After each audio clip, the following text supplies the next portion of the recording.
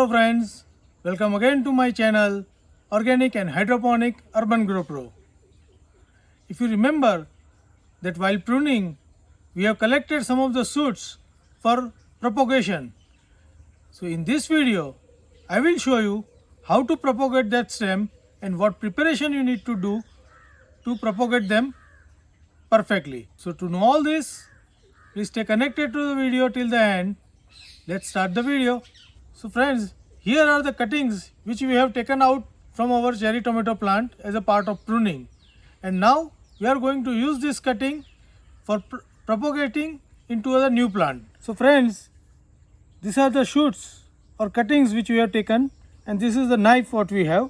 Now first what we need to do, we need to remove all the leaf or extra leaf from this. So we are taking this. Now we only need to keep only the small last leaf, and rest all the leaf we should cut it right from the node very carefully with a very sharp knife. So I am cutting this.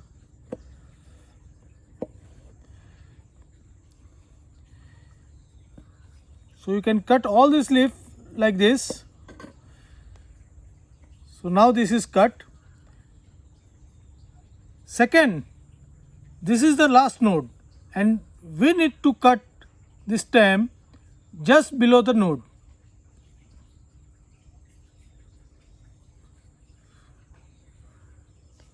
So here the node from where the root is going to sprout, and we have cut this from over here. If the extra leaf is there and it's big, we can cut that into small, so we can have a minimum of evaporative loss. So this is how we need to prepare this cutting. Now if you see this cutting, we can again, this leaf is not there, but we'll cut this below the node carefully like this. Now this is the flower. We should also remove this flower. We need to remove this leaf, this leaf also.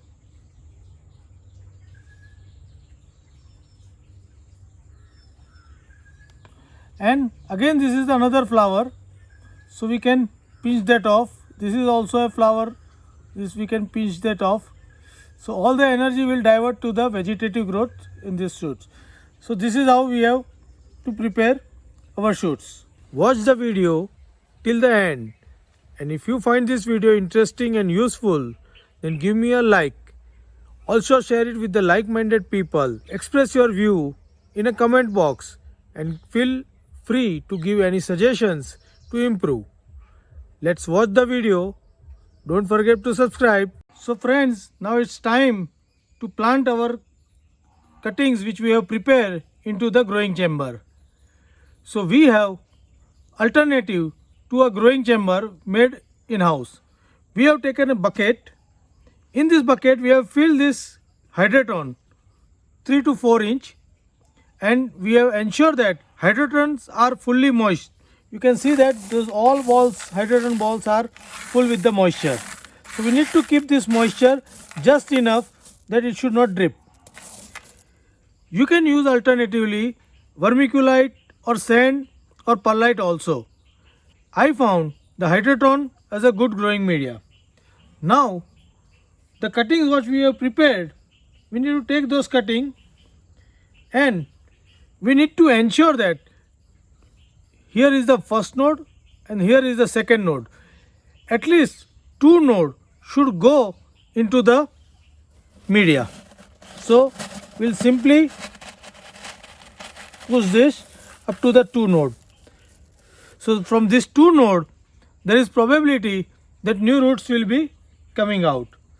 So again, this is the first and this is the second node.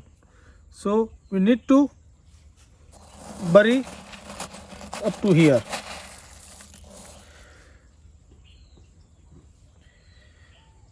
So first, second, so we'll bury this in the same way,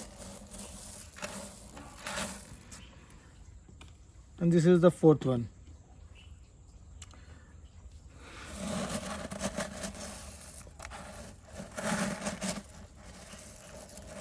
So after the planting all these cuttings we have prepared, we should cover this with the help of a lid.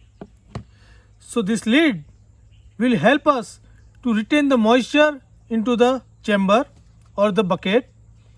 It will also protect the plants from getting infected from the outside infection and provide a good atmosphere, humid atmosphere for the growth of new roots.